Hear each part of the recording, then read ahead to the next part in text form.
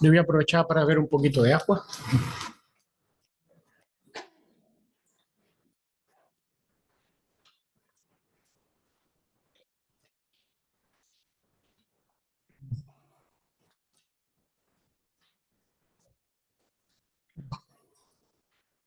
Bueno, pues el Señor nos ha dado otra oportunidad en esta tarde de poder reunirnos para seguir escuchando de la palabra y seguir aprendiendo acerca de la palabra del Señor.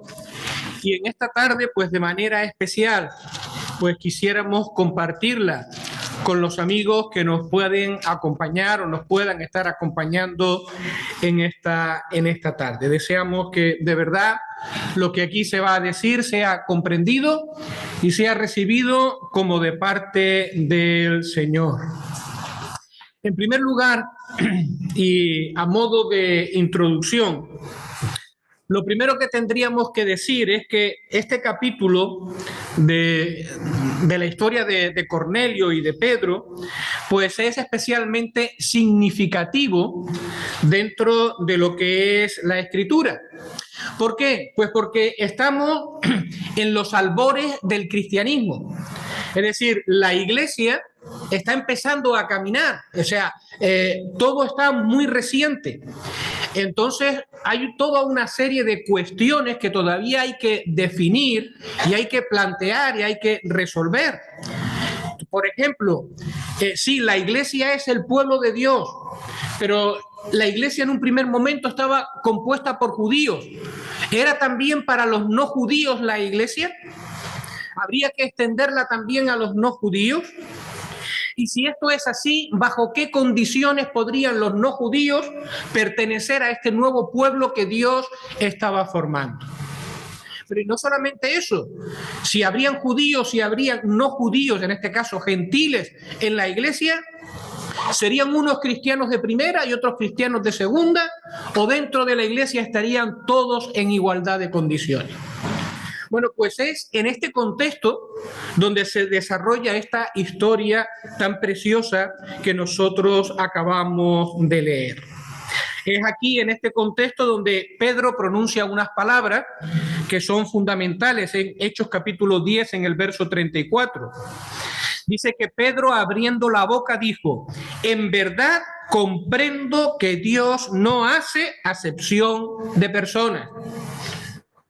Y es en este contexto donde nosotros también entendemos lo que sucede al final con el descenso del Espíritu Santo sobre aquellos no judíos o gentiles que se habían reunido para escuchar la palabra del Señor. Y es en este contexto donde toma sentido también las palabras del Señor Jesucristo cuando dice: habrá un rebaño y un solo pastor, un rebaño y un pastor. Pero bueno, esto simplemente a modo de introducción para ponernos en el contexto. Pero empezando desde el principio, hemos mencionado ya a Cornelio y de hecho el hermano ha hecho la lectura a partir del versículo 24 y vemos que Pedro y sus compañeros llegan a la casa de un señor que se llama Cornelio en Cesarea. Bueno, pues lo primero sería, ¿quién es este Cornelio?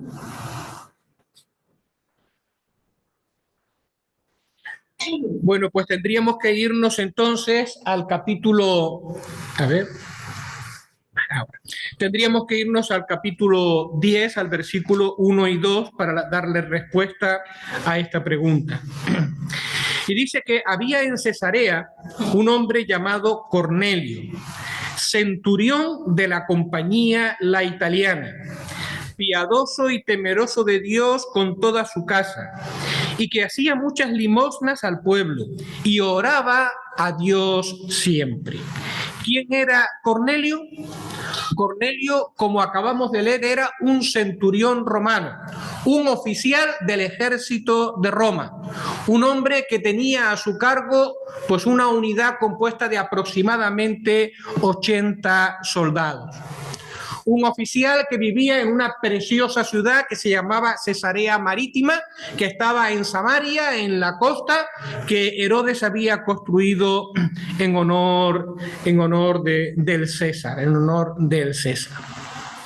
¿Qué más también se nos dice aquí con respecto a este hombre?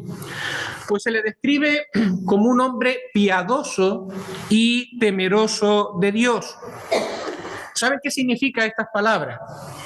Significa que era un hombre que había abandonado el paganismo o las religiones de sus padres. Él, como buen romano, había sido educado y criado pues una multitud de dioses politeístas a los cuales había que rendirle culto. Pero aquel hombre había abandonado todo ese culto para buscar al Dios único y verdadero. Y en esa búsqueda del Dios único y verdadero, este hombre acudía todos los sábados a la sinagoga, donde se leía la palabra de Dios. Y él vivía dentro de lo que era el marco de costumbres elementales, más elementales, en las cuales vivían los judíos, como tratando de esa manera agradar a Dios. Y hay un detalle también importante. Era un hombre que oraba a Dios. Oraba constantemente a Dios. Y su oración no era un ritual que él había acumulado o que él había cogido como una buena costumbre, no, sino que era un hombre que con sinceridad y como una necesidad, él oraba a Dios todos los días. No hace mucho, y algunos hermanos aquí son testigos de ello, escuchaba a una señora que explicaba su relación con Dios de una manera muy parecida a la que acabamos de decir. Esta señora decía que ella oraba a Dios con frecuencia, que ella procuraba tener siempre presente a Dios en su corazón, que ella siempre procuraba todas las cosas que hacía tener en cuenta a Dios, que ella se daba cuenta de que si algo bueno había en su vida era porque Dios se lo había dado y que ella no tenía fuerza y por lo tanto constantemente le pedía a Dios que la ayudara. Así describía esta señora con sinceridad, porque no podemos dudarlo, yo no lo dudo, ni creo que ninguno de los que lo vimos o escuchamos lo hiciera. Así describía ella su relación con Dios. No sé si habrá alguno aquí que haya escuchado algo semejante o quizás sea su propia experiencia, ¿vale? El vivir de esa manera delante de Dios. Ahora, en un momento de la conversación, pues se le decía a esta señora que eso estaba muy bien, pero que ella necesitaba arrepentirse y creer en el Señor Jesucristo. Entonces aquella mujer con mucha sinceridad planteó la siguiente pregunta. Y entonces, a ver, más o menos, ¿vale? Es un poco reconstruir la historia, pero más o menos preguntaba, entonces, ¿de qué sirve haber vivido como una persona temerosa de Dios? Si tengo que arrepentirme y tengo que creer en Jesús, ¿de qué ha servido durante este tiempo haber vivido siendo una persona temerosa de Dios? La pregunta es interesante porque hay más personas así de las que nosotros pues podemos imaginarnos, que son sinceramente temerosas de Dios y cuando llega el momento le dice, pero tienes que arrepentirte, tienes que creer en el Señor Jesucristo. Dice, bueno, ¿y la manera en que he vivido? Porque hacer las cosas bien me ha costado mucho esfuerzo delante de Dios. Bueno, pues la respuesta a esta pregunta la podemos encontrar en el apóstol Pablo, en Romanos capítulo 2, los versículos que van desde el 6 al 11. Romanos capítulo 2, versículo del 6 al 11.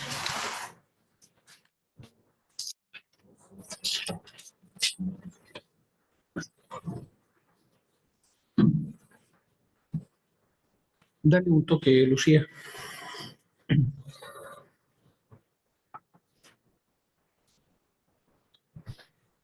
Dice que Dios pagará a cada uno conforme a sus obras.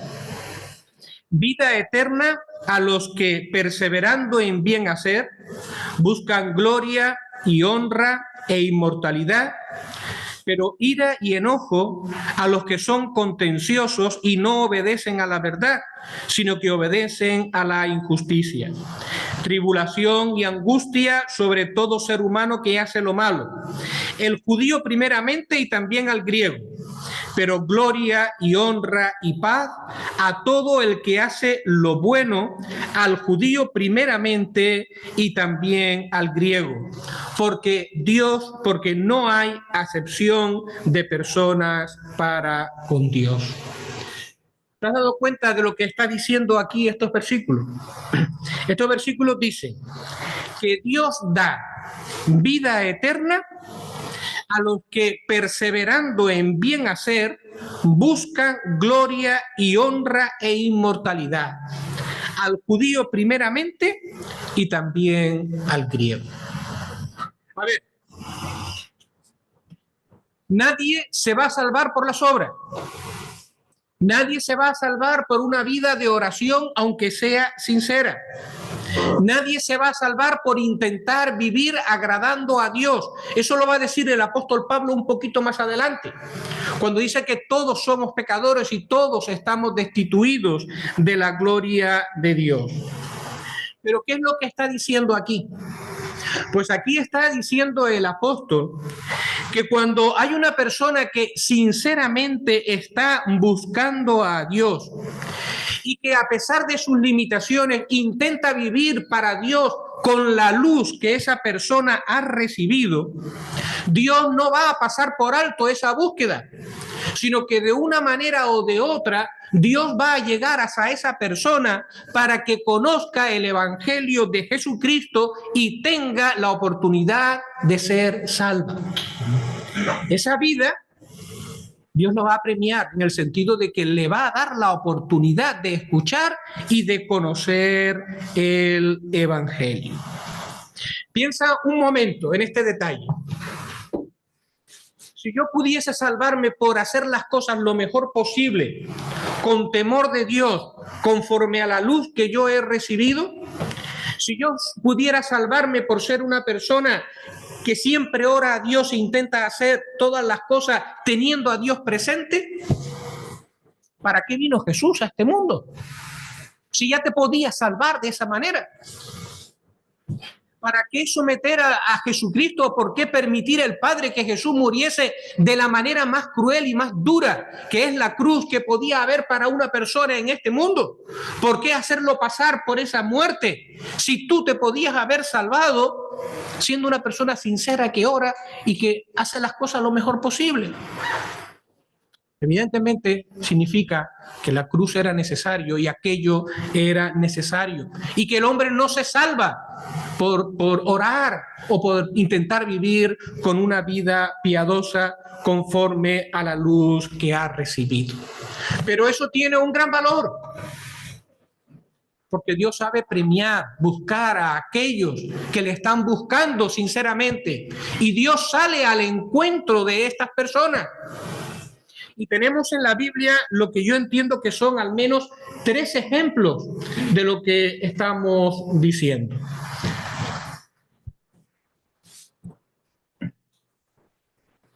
Tres ejemplos.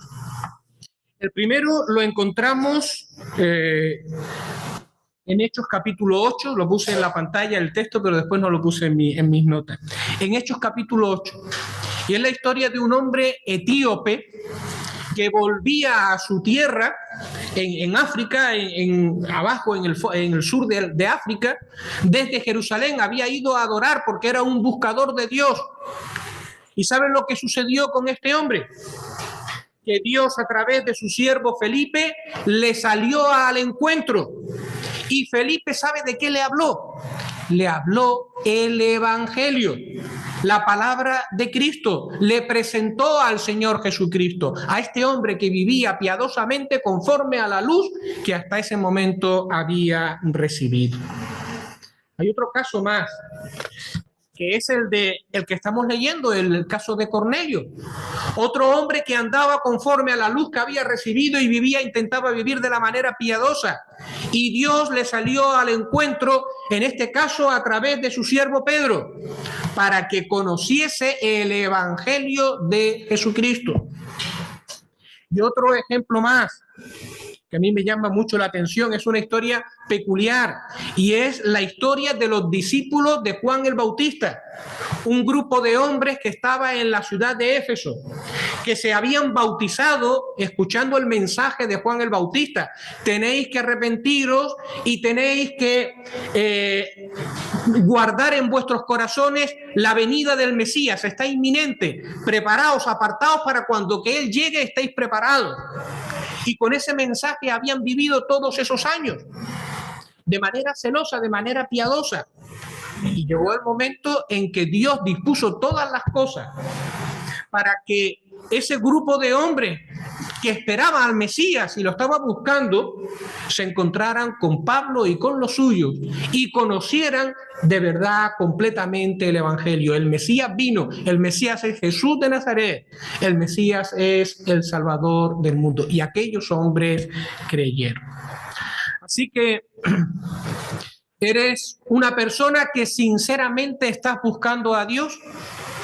¿Eres una persona que sinceramente intentas agradar a Dios porque sabes que hay un Dios que existe y quieres tener un encuentro personal con Él?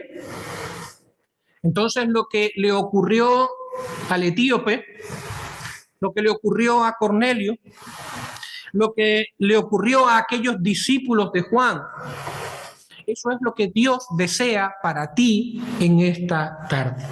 Que tengas un encuentro personal con Jesús, que conozcas el Evangelio de Jesucristo. Volvemos a nuestro relato, volvemos a Hechos capítulo 10 y vamos a ver qué es lo que ocurrió en la vida de este hombre, en la vida de Cornelio, cuando Dios le salió al encuentro y utilizó a su siervo el apóstol Pedro. Hechos capítulo 10 y vamos a leer ahora el versículo 33. ¿Se acuerdan que Pedro, cuando llega a casa de Cornelio, le pregunta ¿por qué me has hecho venir? Cornelio le explica qué es lo que ha sucedido, que Dios le mandó que lo llamara y por eso había hecho venir a Pedro. Y entonces en el versículo 33, pues Cornelio le sigue explicando a Pedro. Así que luego envié por ti, y tú has hecho bien en venir.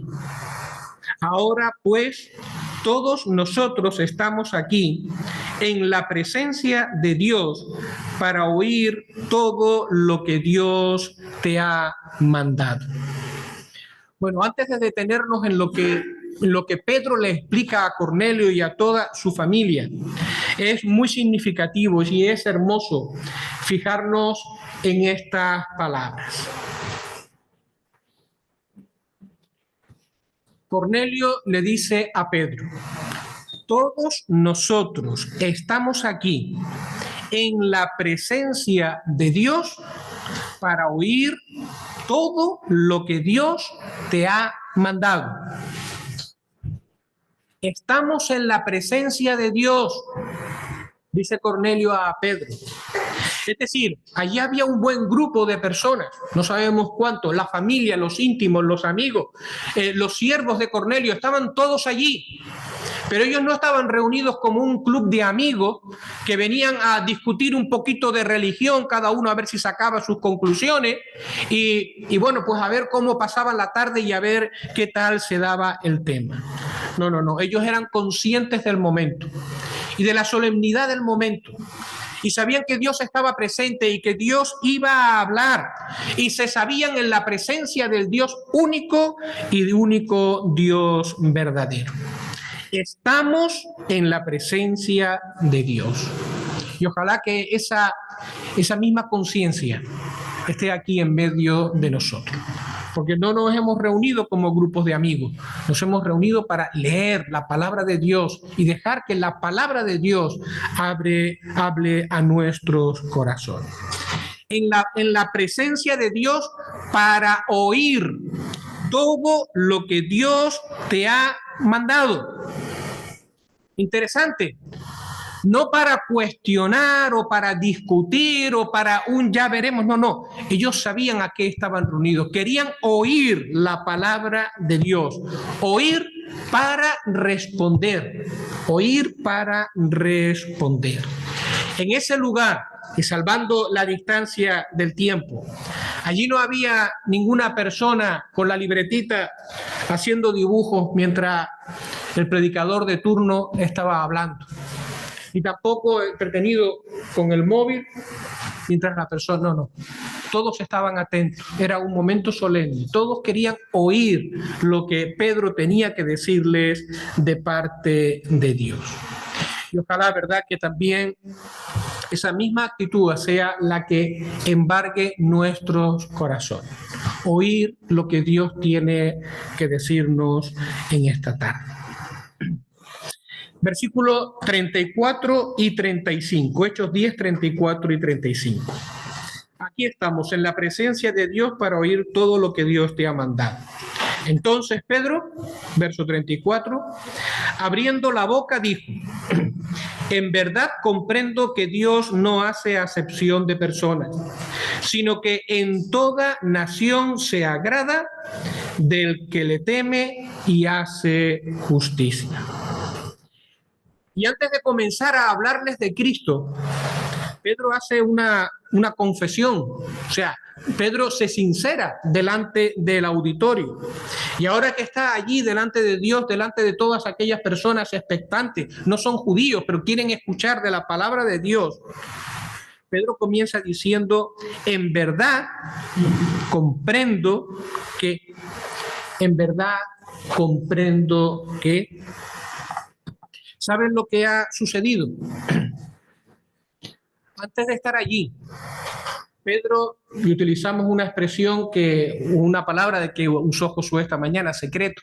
No sé si tendrá que ver algo directamente con esto, ¿no? Pero Pedro había estado en el secreto de Dios.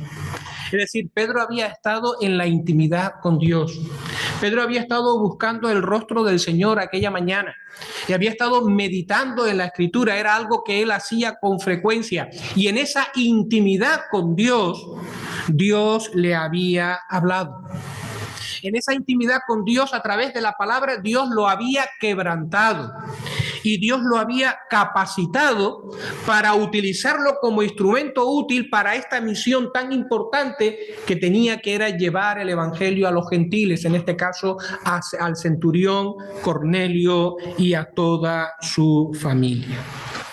Y este detalle de un hombre que es usado por Dios, que había estado previamente delante del Señor con sinceridad, buscando el rostro del Señor, es una lección también para nosotros. Nosotros también queremos ser hombres y mujeres a los que Dios utilice. Quisiéramos ser verdaderamente canales, medios de bendición, que la palabra de Dios de alguna manera nos utilice el Señor para comunicarla a otras personas. Pero para que esto sea realidad, también nosotros tenemos que pasar previamente tiempo con el Señor. Necesitamos salirnos de la dinámica de cada día, de la vorágine de cada día. Saber apartar un tiempo para escuchar la voz del Señor en nuestro hogar, leer la palabra, adorarle, para que de esta manera Él también nos quebrante en nuestros corazones. Y de esa manera podamos compartir con los demás lo que hemos estado aprendiendo en el silencio, en el secreto, delante de Dios. Bueno, pues Pedro dijo que él había comprendido. ¿Vale? En verdad he comprendido. ¿Qué fue lo que comprendió Pedro estando en la intimidad con Dios aquel día por la mañana? Pues mira, él aprendió que Dios no hace acepción de personas. Que allí donde hay una persona, no importa la raza, que sea judía o no sea judía, no importa la condición, que allí donde hay una persona que verdaderamente está buscando a Dios, que está en agonía espiritual, que busca sinceramente, de una o de otra manera, Dios le hará resplandecer la luz del Evangelio para que pueda ser salvo, para que esa persona también, no importa su condición, no importa el estado en que ella se encuentre, también pueda formar parte del pueblo de Dios, que es la iglesia. Eso es lo que había comprendido Pedro, estando en la intimidad con el Señor. Versículo 36. Ahora empieza a hablar o a explicar lo que él ha entendido, cuál es el mensaje que Dios le ha dado acerca de Jesús. Versículo 36. Dice, Dios envió mensaje a los hijos de Israel anunciando el evangelio de la paz por medio de Jesucristo. Este es Señor de todos. Empieza de una manera muy clara. Dios tiene un pueblo, o había tenido un pueblo que era el pueblo de Israel, y a través de ese pueblo Dios había introducido al Salvador o al Mesías en medio de este mundo. Y a través, o utilizando este medio, por medio de Jesucristo, Dios había anunciado el evangelio de la paz. Dios había servido de un pueblo para predicar por medio del Señor Jesucristo el evangelio de la paz. Qué palabra tan hermosa, ¿verdad? El evangelio de la paz.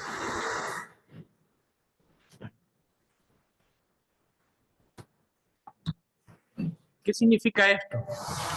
Bueno, desde luego tiene implicaciones que también las reconoce Pablo en Efesios cuando habla de quitar la pared intermedia, de hacer la paz, ¿verdad? De entre ambos pueblos Dios hizo uno. Pero el evangelio de la paz, la buena noticia, la enemistad entre el hombre y Dios a causa del pecado, tiene una solución definitiva. El perdón de parte de Dios para el hombre es posible. La reconciliación del hombre para con Dios es posible. La paz de Dios en nuestros corazones y en nuestras relaciones con el prójimo es posible. Y todo esto no es por medio de una nueva religión o por medio de hacer ciertas prácticas, sino que la paz con Dios, la paz viene por una persona, que es por medio de Jesucristo. Él es la buena noticia que nosotros tenemos que escuchar. Y a continuación añade, Jesús es Señor de todos. Y al margen de lo fuerte que podría sonar esto para un romano, porque para ellos César era el Señor, lo que se está diciendo, entre otras cosas, es que si Jesús es Señor de todos, significa que la salvación no es para unos elegidos o para unos pocos o para un pueblo distinguido. No. La salvación tiene vocación universal y es para ser proclamada a todos, porque todos deben tener la oportunidad de acercarse a Jesús y recibir el perdón de sus pecados, y que el Señor Jesucristo sea el Salvador y el Señor en sus vidas. Y puesto que Él es Señor de todos, también de aquellos que estaban allí escuchando, es ahora que empieza a hablarles acerca de Jesucristo. Y le va a decir cosas muy importantes e interesantes con respecto a la persona del Señor Jesús. Verso 37. Vosotros, continúa Pedro, vosotros sabéis lo que se divulgó por toda Judea, comenzando desde Galilea después del bautismo que predicó Juan. Vosotros sabéis. Interesante. ¿Qué es lo que sabían ellos? A ver, la ciudad de Cesarea Marítima estaba en el territorio de Israel, entre Judea y Galilea. Y allí había una comunidad de judíos seguramente importante, había sinagoga. Por lo tanto, ellos sabían, claro que ellos sabían. Ellos habían escuchado seguramente de Juan el Bautista, y ellos habían escuchado después de un tal Jesús de Nazaret, los rumores o las noticias acerca del revuelo que este tal Jesús organizó en Galilea, en Judea, en Perea, las cosas que decía, los milagros que hacía, e incluso la muerte tan trágica que este tal Jesús había tenido. Todo eso eran noticias que casi con toda seguridad había llegado hasta ellos. Pero ¿cuál era la versión que ellos tenían? Pues posiblemente la versión que ellos tenían era la versión oficial, la versión de los dirigentes judíos. Es decir, que ese hombre que había hecho un gran revuelo, que había predicado cosas increíbles, que había hecho milagros, etcétera, etcétera, murió como un delincuente crucificado en la cruz, de la manera peor que había, como un maldito de Dios, porque murió en un madero. ¿Qué significa eso? Que Dios desautorizó a ese personaje, que Dios le dio la espalda a ese personaje, que era un impostor. Eso es las cosas que ellos habían oído, porque era el mensaje oficial que los judíos estaban transmitiendo con respecto al Señor Jesucristo. Pero a continuación, Pedro va a hacer algo precioso. Dice, bueno, vamos a ver ahora la misma historia, pero vamos a verla desde Dios, lo que realmente sucedió y lo que Dios estaba permitiendo o haciendo a través del Señor Jesucristo. Versículo 38.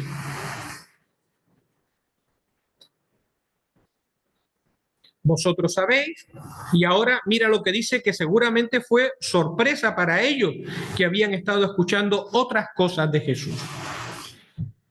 Dice, vosotros sabéis lo que se divulgó por toda Judea, comenzando desde Galilea después del bautismo que predicó Juan, cómo Dios ungió con el Espíritu Santo y con poder a Jesús de Nazaret, y cómo éste anduvo haciendo bienes y sanando a todos los oprimidos por el diablo, porque Dios estaba con él.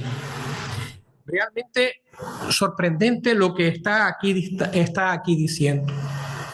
Está diciendo que Jesús no era un embaucador, que Jesús no era un instrumento de Satanás, porque la versión oficial de los judíos era que Jesús, si hacía milagros, era por el poder de Satanás, era como el brazo de Satanás, y por lo tanto por eso hacía y decía todas esas cosas. Jesús no era un maestro que cayó en desgracia. El Señor Jesucristo fue ungido por Dios cuando fue bautizado por Juan, es decir, el Espíritu Santo descendió sobre él. Y en aquella ocasión Dios mismo dio testimonio de Jesús diciendo, tú eres mi Hijo amado, en ti tengo complacencia. Toda su vida estuvo respaldada por Dios, por las obras, por las cosas que él decía, por los hechos portentosos. No era obra del maligno, era la obra de Dios por medio de él. ¿Por qué? Porque él era el Mesías prometido. Él era el ungido de Dios. Él era verdaderamente el Hijo de Dios hecho hombre. Por lo tanto, no era un embaucador, era realmente el Mesías que había sido prometido. Versículo 39. Y nosotros somos testigos de todas las cosas que Jesús hizo en la tierra de Judea y en Jerusalén, a quien mataron colgándole en un madero. Efectivamente, lo que ustedes habían escuchado de Jesús, que murió de una manera infame, crucificado en una cruz, sí, es verdad. Pero no fue porque Dios lo rechazó, no fue porque Dios lo desautorizó, fue a causa de la incredulidad del pueblo y de los dirigentes de Israel, por la envidia de los gobernantes, que el Señor Jesucristo fue traicionado, tratado como un delincuente y finalmente muerto en la cruz. Pero la historia no quedó ahí. Está diciendo Pedro a aquellos hombres o a aquella familia que se había reunido para escuchar la palabra. Continúa ahora con el versículo 40 al 42. Sí, le mataron y le colgaron en un madero. Pero ahora continúa. A Jesús, levantó Dios al tercer día e hizo que se manifestase, no a todo el pueblo, sino a los testigos que Dios había ordenado de antemano, a nosotros que comimos y bebimos con Él después que resucitó de los muertos. Y nos mandó que predicásemos al pueblo y testificásemos que Él es el que Dios ha puesto por juez de vivos y de muertos.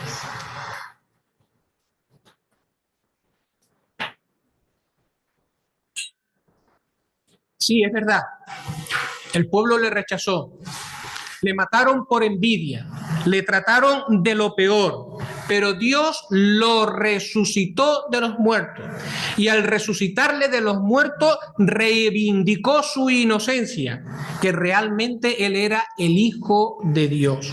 Y no solamente que lo resucitó, reivindicando que él era inocente, no era culpable, como ellos decían, sino que además, y esto es algo que sonó fuerte en aquel momento, él, este Jesús, muerto y resucitado, es aquel al que Dios ha puesto por juez de vivos y muertos. Jesús resucitado es aquel que ha sido constituido por Dios juez de vivos y muertos. Y esto es serio, y esto es importante. Dios ha establecido un día en el cual Él va a juzgar a este mundo con justicia. Un día en el cual cada persona personal e individualmente tendrá que presentarse delante de Dios. Y el juez va a ser el Señor Jesucristo. Y en ese día y en ese tribunal, no solamente nuestras obras, sino incluso nuestros pensamientos, las intenciones del corazón, lo más íntimo de nosotros va a ser desvelado delante de Él. Y vamos a recibir el justo castigo por nuestros pecados. Porque se hará evidente que somos pecadores por naturaleza y que tenemos un corazón caído, un corazón corrompido, y cada uno va a recibir el castigo que merece. Dios le ha resucitado. Aquellos que le mataron tendrán que comparecer delante de Él, pero tú y yo tendremos que comparecer delante de Él, porque Él va a juzgar a los vivos y a los muertos. Pero no se acaba ahí el mensaje. Esto con ser fuerte y que pone en claro que Jesús, aunque lo mataron y lo trataron mal, Él era verdaderamente el Hijo de Dios y es el juez de este mundo. Sin embargo, no acaba ahí. Hay todavía vamos a decir que una sorpresa, una parte todavía aún tremenda por desvelar. Y está en el versículo 43. De aquel que ha sido resucitado y que ha sido constituido como el juez de todos, de este dan testimonio todos los profetas, que todos los que en él creyeren recibirán perdón de pecados por su nombre. Qué hermoso, ¿verdad? Qué hermoso. Que todos los que en él creyeren se recibirán perdón de pecados por su nombre. Sí, desde el punto de vista humano y desde el punto de vista moral y desde el punto de vista ético, la muerte del Señor Jesucristo fue una gran injusticia. Y aquello fue un acto de envidia y un acto verdaderamente deneslable, que merece todo el castigo que nosotros podamos pensar. Pero desde el punto de vista de Dios, también la muerte del Señor Jesucristo fue un sacrificio expiatorio por el pecado. Fue la realización en el tiempo y en el espacio del sacrificio provisto por Dios desde la eternidad por el pecado del mundo. Aquel que moría delante de la justicia de Dios, llevando sobre sí mismo el castigo que a nosotros nos correspondía. y porque el Señor Jesucristo moría por nuestros pecados delante de la justicia de Dios, ocupando nuestro lugar, es por lo que dice que todos los que en Él creyeren recibirán perdón de pecados por su nombre. ¿Hay un día en que Dios va a juzgar este mundo? Sí. ¿Hay un día en que el Señor Jesucristo va a juzgar a todas las personas? Sí. Pero hasta que llegue ese día, lo que te anuncia la Biblia o el Evangelio es que hay perdón de pecados por medio del Señor Jesucristo. En virtud de su sangre derramada en la cruz del Calvario, hoy y ahora podemos ser salvos. ¿Por qué conocer al Señor Jesucristo como el juez que Dios ha puesto sobre toda la tierra de vivos y muertos, cuando le podemos conocer hoy como nuestro Salvador? Por su nombre hay perdón de pecados, en su obra hay perdón de pecados. ¿Por qué no conocerle ahora como el que salva? Porque si hoy no le conoces como aquel que te salva, el día de mañana le conocerás como aquel que te juzga. Y Dios quiere anunciar el evangelio de la paz. Dios quiere reconciliarte con Él. Dios quiere perdonarte e introducirte en su familia y hacerte parte de su iglesia.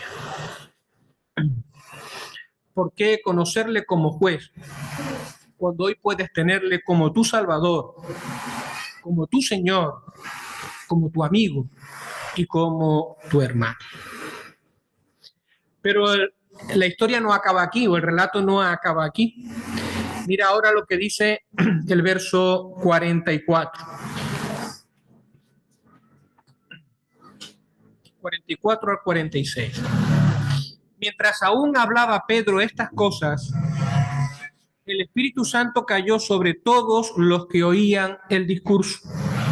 Y los fieles de la circuncisión que habían venido con Pedro, es decir, los judíos creyentes que habían acompañado a Pedro, se quedaron atónitos de que también sobre los gentiles, es decir, los que no eran judíos, se derramase el don del Espíritu Santo, porque los oían que hablaban en lenguas y que magnificaban a Dios.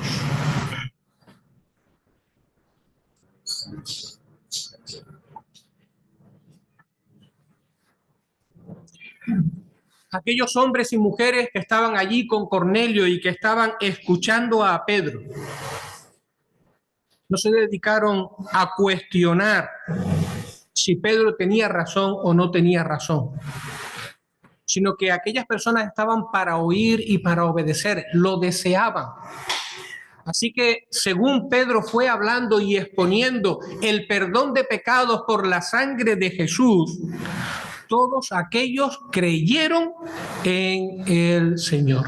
En ese momento ellos quebrantaron sus corazones delante del Señor. Por eso ocurrió lo que después se nos narra. Pero la pregunta para nosotros es esta: ¿qué harás tú con la palabra oída? ¿Vas a dejarla pasar? ¿O como aquellos que estaban allí reunidos, vas a abrazarla en tu corazón y vas a pedirle a Jesús que entre en tu vida como tu Señor y como tu Salvador? Que Él cambie, que el evangelio de la paz, paz primeramente para con Dios, se haga realidad para ti. Como consecuencia de que ellos creían el evangelio que Pedro les estaba predicando y que creían en el Señor Jesucristo, Dios da testimonio de que los había perdonado y que los había recibido a su familia y que los había recibido como parte de ese nuevo pueblo que es la iglesia, haciendo algo extraordinario. Y es que lo mismo que ocurrió en Jerusalén cuando el día de Pentecostés nació la iglesia, se volvió a repetir, pero ahora en un contexto donde los que creían eran no judíos, eran personas gentiles. Entonces Dios dio testimonio de que el evangelio también era para ellos y que ellos eran perdonados y eran recibidos al mismo pueblo, a la iglesia, en las mismas condiciones que los judíos, que no iba a haber cristianos ni de primera ni cristianos de segunda, sino que todos iban a ser recibidos en las mismas condiciones en el nuevo pueblo de Dios que él estaba formando y que era su iglesia. Por eso, lo que ocurrió en Pentecostés se volvió a repetir de manera extraordinaria y bien, permítanme la palabra, ostentosa, es decir, visible, sin que no quedara ninguna duda, en la casa de Cornelio. Todos los que han creído, judíos y no judíos, son recibidos por Dios y forman un solo pueblo que es la iglesia. Un rebaño y un pastor. Ahora bien, el hecho de que nosotros no estemos esperando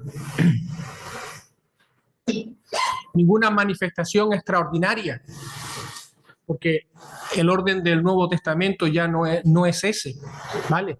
En cuanto a manifestación extraordinaria, cuando nosotros recibimos al Señor Jesucristo como nuestro Salvador, no significa que el Espíritu Santo no venga a nuestras vidas y no venga a nuestros corazones.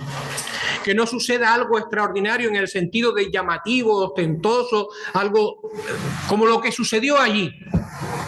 No significa que vayamos a ser creyentes de segunda clase, ¿vale? Diferentes a otros que dicen otra cosa. No. Cuando una persona recibe al Señor Jesucristo como su Salvador y desde ese momento que la persona recibe al Señor, desde el momento en que creemos en el Señor Jesucristo como nuestro Salvador, el Espíritu Santo nos une indisolublemente a Cristo en su muerte. Por lo tanto, todos nuestros pecados han sido perdonados y tenemos la vida que viene de Cristo. Desde el momento en que creímos, el Espíritu Santo nos ha introducido en la familia de Dios. Desde el mismo momento en que hemos creído, el Espíritu Santo nos ha introducido en la iglesia, que es el cuerpo de Cristo. Hemos sido bautizados, introducidos en su cuerpo. Desde el mismo momento en que hemos creído, el Espíritu Santo ha venido a morar en nuestras vidas. Desde el mismo momento que hemos creído, Dios ha empezado en nosotros, porque hemos creído, porque nuestros pecados han sido perdonados, porque hemos sido introducidos a la familia de Dios. Ha empezado una obra de cambio, una obra de transformación para hacernos hombres y mujeres diferentes en este mundo. Hombres y mujeres que vivan no para sí mismos, sino que vivan para la gloria de Dios.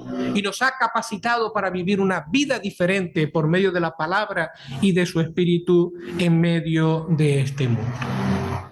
Pues, ¿qué es lo que nos resta? Recordar lo que dice aquí el apóstol Pedro. Que a este que Dios ha resucitado, Jesucristo, es aquel que él ha puesto por juez de vivos y muertos. Será tu juez. Pero también dice que todos los que creyeren en él recibirán perdón de pecados por su nombre. Y volvemos a repetir la misma pregunta. ¿Por qué conocerle como el juez que nos ha de juzgar cuando hoy podemos conocerle como el que nos perdona y tenerle como nuestro Salvador? Que el Señor bendiga la palabra en nuestros corazones. Amén.